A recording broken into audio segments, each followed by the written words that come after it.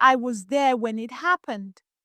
I saw it all with my own eyes, and to this day, I tell the tale so that people may learn that wisdom is greater than strength, and that the spirits of the land do not always favor those who follow the path of blood. It happened in the village of Mandari, nestled between the great baobab forest and the winding river known as Nyagato. Our people were hunters, warriors, and farmers. Every year, when the dry season stretched too long and the rivers shrank, the chief would send our best hunters deep into the forest to bring back meat for the village. This was our way, the tradition of our fathers and their fathers before them. Among the hunters was Baba Jobe, a man whose name was once spoken with great respect.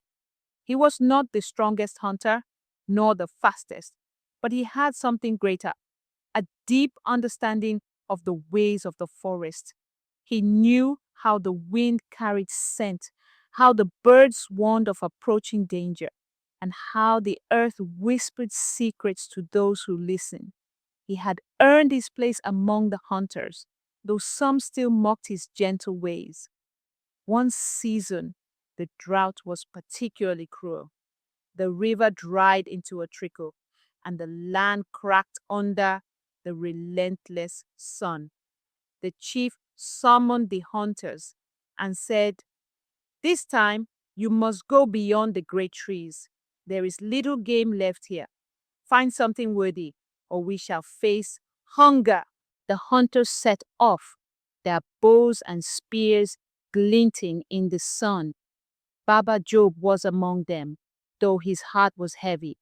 He believed the land was punishing them for taking too much without offering back. Still, he went, for to refuse was to dishonor the chief and the ancestors. For 2 days, they found nothing but dry bones and fading tracks. Then, on the third day, they saw it, the great white lion of the Nyagato forest. It was a beast of legend, spoken of in hushed voices around the evening fires. Some said it was a spirit, a messenger of the gods. Others claimed it was a curse, a trickster that led hunters astray. But to the chief, it was the answer to their hunger.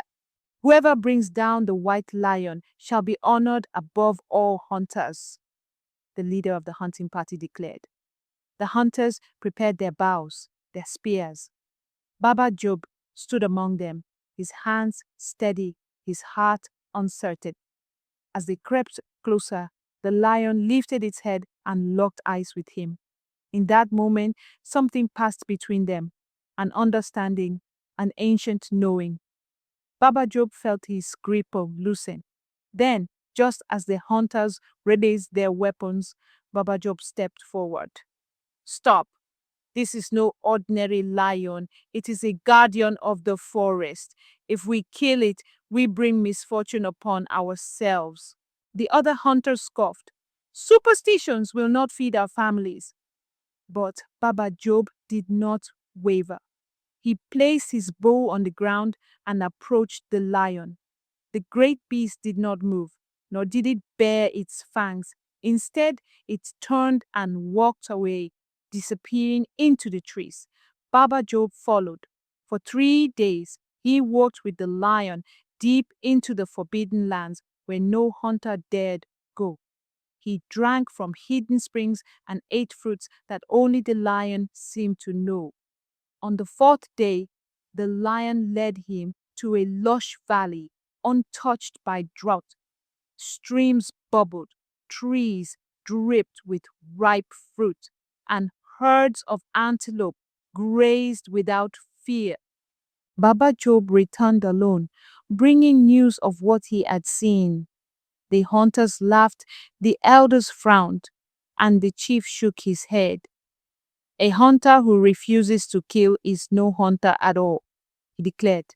And Baba Job was cast out from the hunting circle. But the days passed and the famine deepened.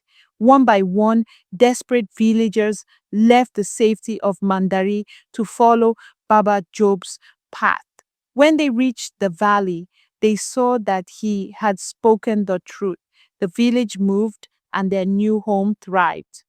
The chief, now old and weak, admitted his mistake, but Baba Job held no bitterness in his heart.